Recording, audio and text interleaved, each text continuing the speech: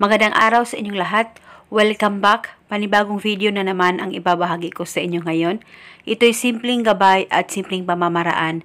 At kung bago sa channel ko, ay huwag niyo pong kalimutang mag-subscribe at pindutin ang notification bell para palagi kayong updated sa mga bago kong videos. Gusto mo ba na siya ay mapapasa iyo ng buong buo? Yung ikaw at ikaw lamang ang mamahalin niya at kayong dalawa ay magmamahalan habang buhay. Kahit okay naman kayo ng partner mo, pero gusto mo na hindi na siya mahuhumaling sa iba at ikaw ay sapat na para sa kanya. At nang sa ganon, siya ay maging iyo ng buong buo. Kaya gawin mo lamang itong ritual na ibabahagi ko sa inyo ngayon. Dapat palaging buo ang loob at tiwala nyo sa mga ganitong pamamaraan. Ang gagawin mo lamang, kumuha ka ng garapon o baso. Maliit na baso o maliit na garapon ay pwedeng gamitin. Pwede ka rin gumamit ng bote kung wala kang baso o garapon.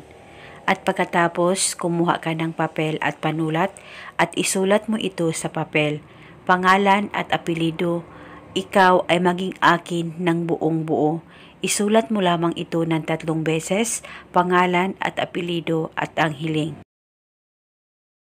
At pagkatapos ay itupi mo lamang itong papel paloob papunta sa iyo, kahit ilang tupi ay pwede, at isilid o ilagay ito sa baso o sa garapon o sa bote.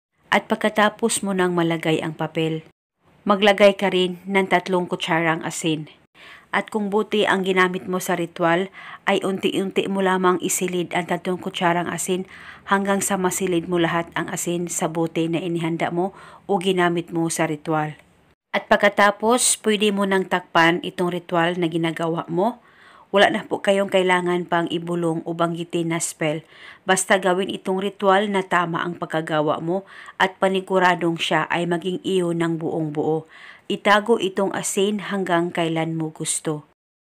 At wala na po kayong kailangan pang ibulong. Basta itago ito sa safe na walang makakakita at makakaalam.